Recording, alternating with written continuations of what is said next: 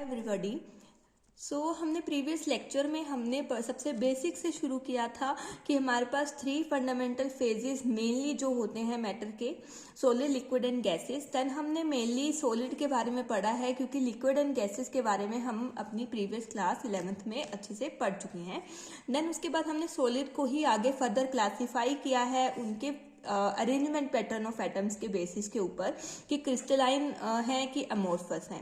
Crystalline की बात करें तो हमारे पास एक रेगुलर पैटर्न आता है, जैसे आपका ये बना हुआ है कि आपका बिल्कुल एक पैटर्न में आपका बना हुआ है, जैसे ऊपर लाइन आपकी एटम्स की बिल्कुल अटैच्ड है, वैसे ही सेम आपकी जो ये एटम्स हैं सेम ही पैटर्न में दूसरी लाइन में अटैच्ड है। ऐसे ही फर्दर आप जो है आपकी ये बनती जाएगी क्रिस्टलाइन सॉलिड्स में। एंड देन है अमोर्फस, उसमें रैंडम आपकी अरेंजमेंट होती है, कोई पर्टिकुलर अरेंजमेंट, कोई पैटर्न आप एटम्स जो है वो फॉलो नहीं करते हैं, ठीक है। तो अब उसके बाद हमने differences between crystalline solids and amorphous solids के बारे में पढ़ा।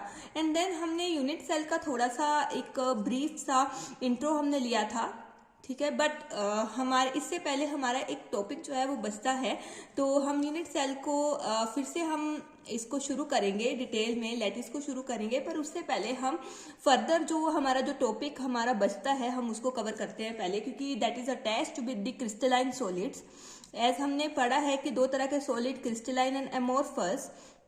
तो बेसिकली जो भी मेनली सॉलिड्स हम देखते हैं वो मेनली क्या होते हैं, क्रिस्टलाइन होते हैं, ठीक है। अमोर्फस तो वही गुने चुने, जैसे फाइबर ग्लास हो गया, ठीक है, क्वार्ट्ज हो गया। तो इस तरह के हमारे जो सॉलिड्स हैं कुछ एक हम देखते हैं वो अमोर्फस हुए। लेकिन जो मैक्सिमम सॉलिड्स हम देखते हैं जैसे मेटल्स हो गई, आयोडीन आप एग्जांपल ले लो, और भी एटसेट्रा, और भी जितनी भी आपके सॉलिड्स हैं मैक्सिमम वो आपके क्रिस्टलाइन सॉलिड्स में आते हैं। तो फर्दर हमारे जो क्रिस्टलाइन सॉलिड्स हैं वो on the basis of 4 forces जो हैं फर्दर हमने 4 कैटेगरीज में डिवाइडेड इनटू 4 कैटेगरीज में हमने डिवाइड किए हुए हैं। 4 कैटेगरीज में हमने डिवाइड किए हुए हैं। तो अब वो 4 फोर्सेस आपने अपनी 11th क्लास में बिल्कुल पढ़ी होंगी, बिल्कुल आपने अच्छे से, आपको फोर्सेस का, मॉलिक्यूलर फोर्सेस का आपको एक चैप्टर था। तो उसमें हम सबसे पहले जो हमने पढ़ी थी, जो इस फोर्स हम यहाँ पे इंक्लूड कर रहे हैं for the classification of crystalline solids, तो उसमें सबसे पहले है van der Waals interactions. Then आपकी आ जाती हैं ionic bonds, then covalent bonds. जिसको लग रहा है कि मेरी स्पीड थोड़ी ज़्यादा है तो वो वीडियो को स्लो करके सुन सकते हैं। देन उसके बाद हमारे पास जो हैं वो आते हैं मेटेलिक बॉन्ड्स। तो इस तरह के हमारे पास ये 4 इंटरेक्शंस के बेसिस के ऊपर, 4 इंटरेक्शंस के 4 फोर्सेस के बेस के ऊपर हमने 4 कैटेगरीज में जो है वो डिवाइड किया है अपने क्रिस्टलाइन सॉलिड्स को। वी डिवाइडेड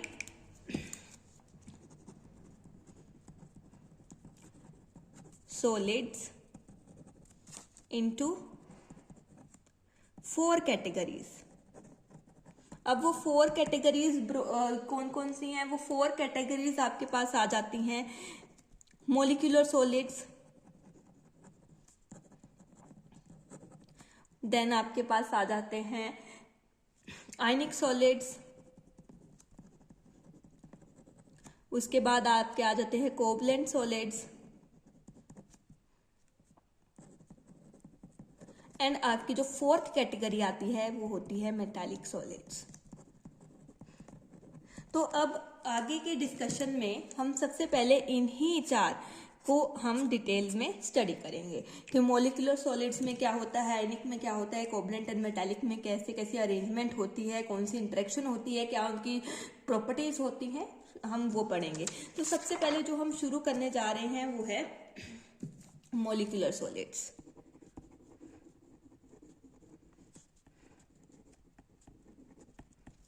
तो मॉलिक्यूलर सॉलिड्स में क्या होता है, अगर मैं बेसिकली इसको बताऊं तो या तो इन सॉलिड्स में आपके एटम्स आपके इन्वॉल्व रहते हैं, सिंगल सिंगल एटम्स आपके, जैसे हाइड्रोजन हो गया, ऑक्सीजन हो गया, ठीक है, जिनमें आपके पास जो है लंदन फोर्सेस आपके पास हो सकती हैं, ठीक है। या ऐसे मॉलिक्यूल जैसे H और H, सेम सेम एटम्स के मॉलिक्यूल जो है वो आपके इस सॉलिड में आपके इन्वॉल्व होंगे, क्लोरीन क्लोरीन, ठीक है, जिनमें आपके पास जो है दीज आर एग्जाम्पल्स, ऐसे और भी एग्जाम्पल्स हो सकते हैं, ऑक्सीजन एंड ऑक्सीजन का आप बता सकते हो, नाइट्रोजन एंड नाइट्रोजन का आप बता सकते हो, ठीक है। तो इनमें जो आपकी मेनली जो फोर्सेस होती हैं वो डिस्पर्जन फोर्सेस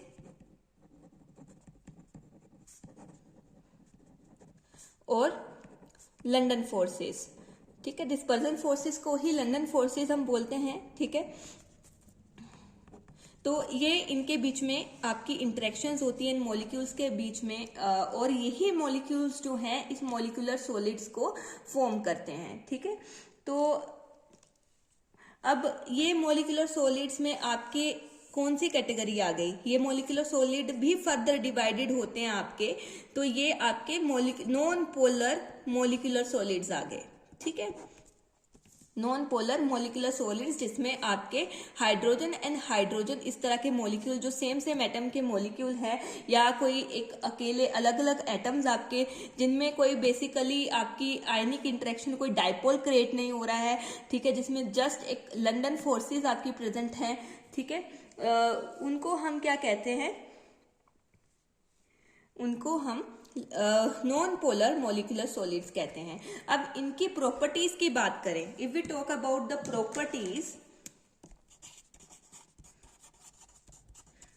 प्रॉपर्टीज इनकी कैसी हैं, प्रॉपर्टीज की बात करें तो ये क्या होते हैं, लो मेल्टिंग पॉइंट होता है इनका, ठीक है, और ये और इनके बारे में हम क्या कह सकते हैं कि at room temperature and pressure,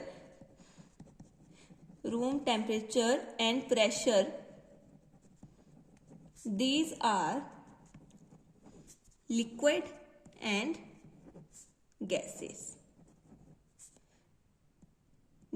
in nature, okay, or these are non-conductor of electricity,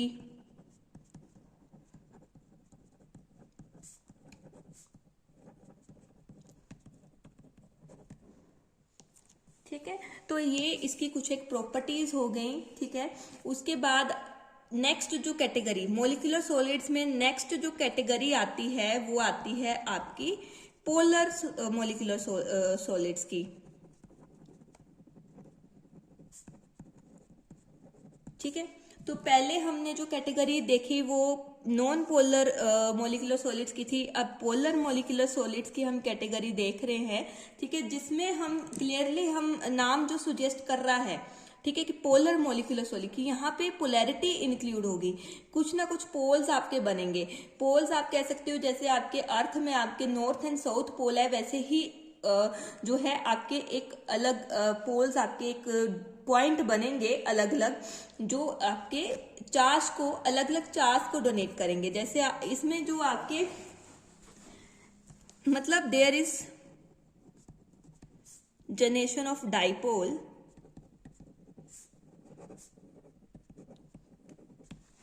and most common example अगर हम यहाँ पे लें तो HCl का एग्जाम्पल हम ले सकते हैं। अब आप देखो H के हाइड्रोजन के कंपैरिजन Cl जो है वो इलेक्ट्रोनेगेटिव इन नेचर है, तो यहाँ पे क्या होगा, पार्शियल आपका नेगेटिव चार्ज आएगा, ठीक है, और यहाँ पे आपका पार्शियल पॉजिटिव चार्ज आएगा। तो ये जो पोल आपका बना है उसके ऊपर नेगेटिव चार्ज की कंसंट्रेशन ज्यादा है एंड ये पोल पे पॉजिटिव चार्ज की कंसंट्रेशन ज्यादा है, ठीक है। तो इस तरह से आपका एक डाइपोल मतलब दो पोल्स आपके क्रिएट हो चुके हैं इस मॉलिक्यूल में, और ये जो बॉन्ड तो हम इसको जो क्या कहेंगे पोलर मॉलिक्यूल बोलेंगे, और ये जो बॉन्ड्स हैं ये इसमें जो है वो डाइपोल इंटरेक्शंस हैं, जो ये जिस बॉन्ड से ये कनेक्टेड है दो एटम, वो कौन सा इंटरेक्शन है, dipole and dipole interaction.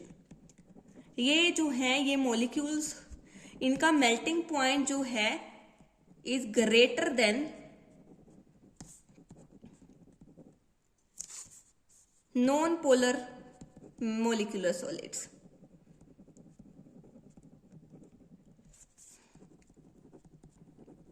okay, and these are also non-conductor of electricity or somewhat low conductor of electricity, okay, and इसका जो हम ये भी कह सकते हैं कि same room temperature and pressure पे these are so liquid and gases, ठीक है।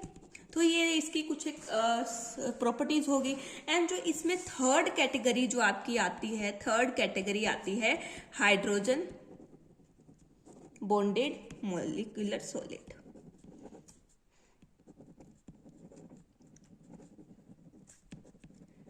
Okay.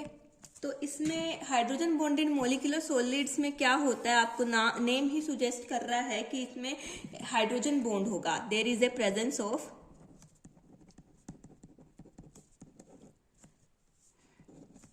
Hydrogen bonds between atoms, okay.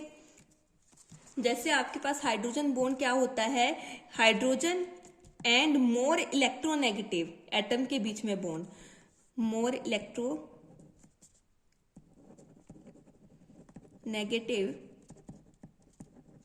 Atom के बीच का जो बॉन्ड है दैट इज हाइड्रोजन बॉन्ड, ठीक है। एंड आपको पता है मोर इलेक्ट्रोनेगेटिव एटम कौन सा होता है, फ्लोरीन होता है।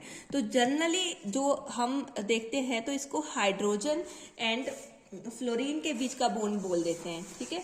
तो हम इसको क्या कर देते हैं, हाइड्रोजन एंड फ्लोरीन के बीच का बॉन्ड जो है वो बोल देते हैं, ठीक है। तो ये क्या हो गया, हाइड्रोजन बॉन्ड। क्योंकि मेनली क्या होता है, मोर इलेक्ट्रोनेगेटिव के बीच में हमारा और प्रोटॉन के बीच में ये बॉन्ड होता है, तो हम एग्जांपल इसमें ये ले लेते हैं, ठीक है। अब ये जो होते हैं ये भी नॉन कंडक्टर ऑफ इलेक्ट्रिसिटी होते हैं,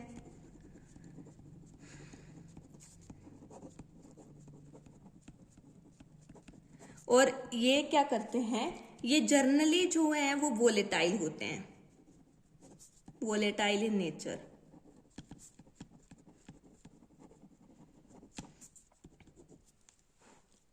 एंड लिक्विड हो सकते हैं आपके, एंड सॉफ्ट सॉलिड्स हो सकते हैं, ठीक है। समझ गए। तो ये कुछ एक इसकी प्रॉपर्टीज हैं। तो यहाँ पे हमारे मोलिकुलर सॉलिड्स जो है वो खत्म होते हैं, ठीक है। उसके बाद जो नेक्स्ट आपका आता है वो आता है आपका आयनिक सॉलिड्स।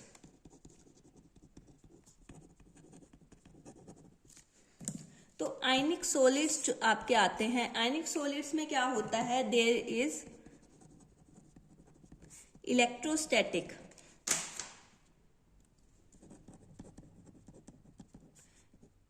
इंटरेक्शंस और आयनिक इंटरेक्शंस।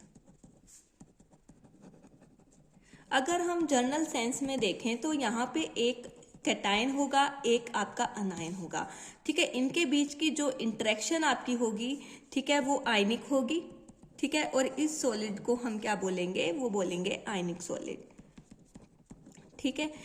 इसमें क्या होगा, आपका जो एग्जाम्पल, आप मोस्ट कॉमन एग्जाम्पल आप सोल्ट यूज करते हैं घरों में, उसको हम क्या कहते हैं, सोडियम क्लोराइड कहते हैं, ठीक है। जिसमें आपके पास Na पॉजिटिव होता है और Cl नेगेटिव होता है। यहाँ पे कोई पार्शियल चार्ज नहीं होगा, ठीक है। Na पॉजिटिव ही एग्जिस्ट करता है और Cl नेगेटिव ही एग्जिस्ट करता है, ताकि इनका ऑक्टेट जो है वो कंप्लीट हो जाए, ठीक है। तो इस तरह से आपका जो ये NaCl है ये एक आयनिक सॉलिड है। अब इनकी प्रॉपर्टीज क्या होंगी, अगर हम इनकी कंडक्टिविटी की बात करें तो non conducting in solid state, solid state में क्योंकि ये इंटरेक्टेड होते हैं, एक दूसरे से जुड़े होते हैं, तो ये क्या करते हैं, ये इलेक्ट्रिसिटी कंडक्ट नहीं करते हैं, ठीक है। इलेक्ट्रिसिटी के टर्म में मैं ये लिख रही हूं, ठीक है, इलेक्ट्रिसिटी के टर्म में। लेकिन but in molten state these are good conductor of electricity, ठीक है। तो क्योंकि अब ये लाइन आपको क्या कह रही है कि सॉलिड स्टेट में, क्योंकि चूंकि यहाँ पे इनकी जो है इंटरेक्शन होती है, जुड़े होते हैं एक दूसरे से, एक लैटिस बनाया होता है इन्होंने, आयनिक लैटिस, आयनिक सॉलिड बनाया होता है, ठीक है। तो ये जो है इलेक्ट्रिसिटी को कंडक्ट नहीं करते हैं। लेकिन जैसे ही ये मोल्टन स्टेट आपके लिक्विड स्टेट में आते हैं, अपनी ही इसी लिक्विड से मोल्टन स्टेट में आते हैं, तो ये क्या होते हैं, ये आयंस के बीच की इंटरेक्शन जो है वो ब्रेक हो जाती है, जो आयंस हैं वो फ्रीली मूव करने लग जाते हैं, ठीक है। तो इस वजह से आपकी इलेक्ट्रिसिटी जो है वो कंडक्ट होती है, ठीक है। अब जो नेक्स्ट जो इसमें जो अगर हम बात करें नेक्स्ट है आपका कोवलेंट सॉलिड। नेक्स्ट आपका आ जाता है कोवलेंट सॉलिड।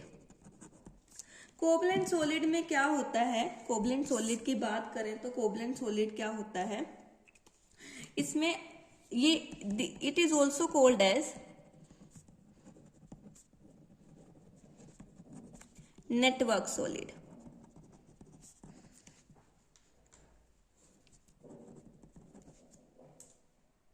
इसको हम नेटवर्क सॉलिड भी बोलते हैं क्योंकि इसमें लॉन्ग रेंज ऑफ नेटवर्क्स आपके एटम्स का, लंबे लंबे नेटवर्क्स आपके होते हैं, ठीक है। जैसे आपके पास एग्जांपल आ जाता है इसमें डायमंड का,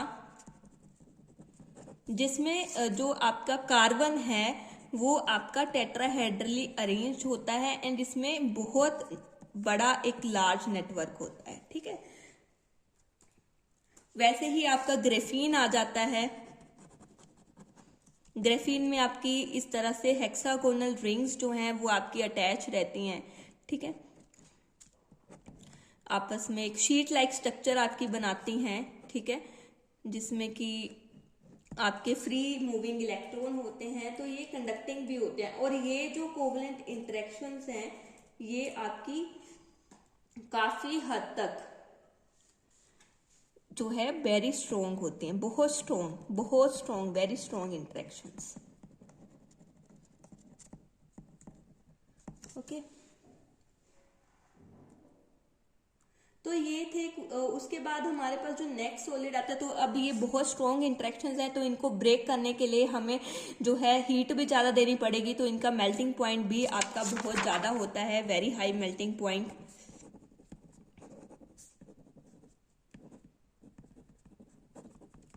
And these are generally solids at room temperature. Gases भी होती हैं, ये गैसेस जनरली सॉलिड्स होते हैं ये रूम टेम्परेचर पे। तो यहाँ पे हमारा ये कोवलेंट सॉलिड्स का खत्म होता है। देन हमारे पास जो आता है वो लास्ट जो आता है वो है मेटालिक सॉलिड। अब मेटालिक सॉलिड्स में क्या होता है, मेटालिक सॉलिड्स की बात करें तो दीज आर वेरी इंटरेस्टिंग, बहुत इंटरेस्टिंग है। आप इंटरेस्ट से पढ़ेंगे तो काफ़ी आपको इंटरेस्ट आएगा इस चैप्टर में, ठीक है। अभी तो आपको लग रहा होगा थ्योरी चली हुई है, लेकिन जब हम इसके अरेंजमेंट्स के ऊपर आएंगे तो काफ़ी इंटरेस्टिंग चैप्टर आपका बनता है, ठीक है। क्योंकि ये बेसिकली हमारा इमेजिनेशन के ऊपर बेस्ड है, जितना आप इमेजिन कर पाओगे उतना आपको ये चैप्टर ईजी लगेगा। तो I will help you in imagination.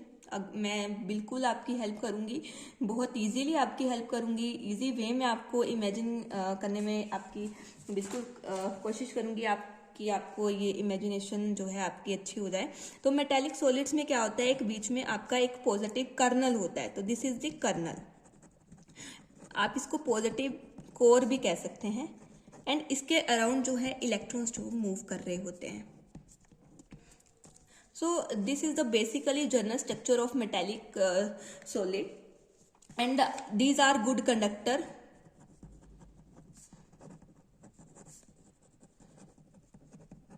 of heat and electricity.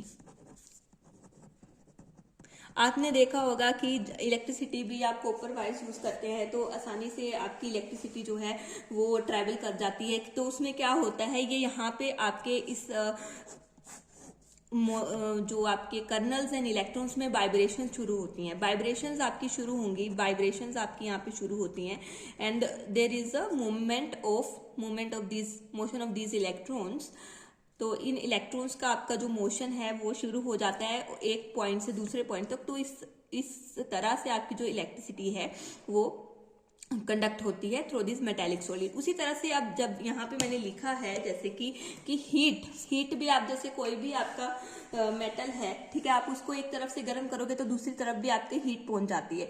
तो उसी तरह से हीट भी क्या है, एनर्जी प्रोवाइड कर रही है, मैं उस सॉलिड को एनर्जी प्रोवाइड कर रही है इन इलेक्ट्रॉन्स को। तो ये कर्नल्स एंड इलेक्ट्रॉन्स जो हैं वो वाइब्रेट करना शुरू कर जाते हैं और ये इलेक्ट्रॉन्स एक पोजीशन से जहां पे आपने वो एनर्जी देना शुरू की है, जैसे आपने ये आपका मेटल है, यहाँ से आपने नीचे आपने आग जलाई एंड यहाँ से आपने इसको एनर्जी देना शुरू की, तो यहाँ के जो इलेक्ट्रॉन्स हैं वो वाइब्रेट होना शुरू करेंगे एंड एक्साइट होकर वो मूव करना शुरू करेंगे दूसरी तरफ को, ठीक है। तो इस तरह से जो आपकी जो हीट है, एनर्जी है, वो एक पॉइंट से दूसरे पॉइंट पे आपकी ट्रैवल हो जाएगी। उसी तरह से अगर हम इलेक्ट्रिसिटी की बात करें, electricity is also a form of energy, क्योंकि उसमें भी इलेक्ट्रॉन्स जो हैं वो वाइब्रेट ही करने लग जाते हैं, ठीक है। तो वो भी तब इलेक्ट्रिसिटी भी तभी एक पॉइंट से दूसरे पॉइंट तक जा सकती है, ठीक है। तो यहाँ पे आपकी जो ये पार्ट था क्लासिफिकेशन ऑफ क्रिस्टलाइन सॉलिड्स, तो ये आपका जो है खत्म होता है। तो इसके बाद मैं अब क्या बात कर रही हूँ कि हमने शुरू करना है यूनिट सेल, ठीक है, लैटिस एंड यूनिट सेल।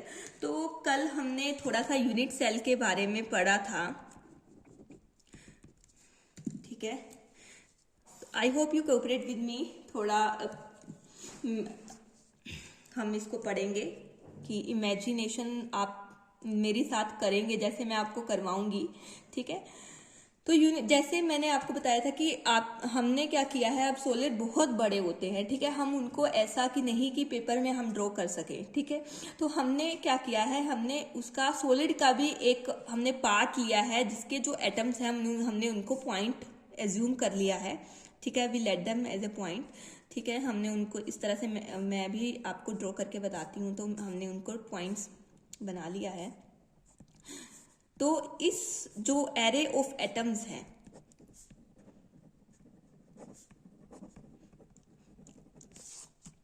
इसको हमने लैटिस नाम दिया है, ठीक है।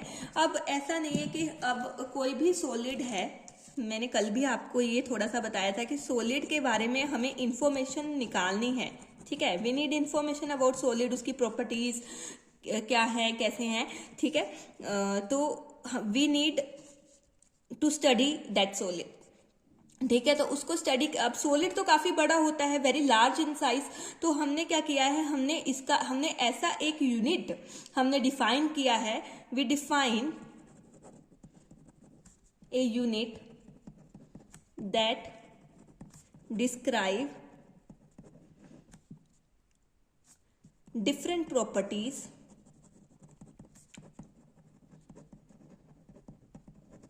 ऑफ सॉलिड, और उस यूनिट को हमने नाम क्या दिया है, यूनिट सेल, ठीक है।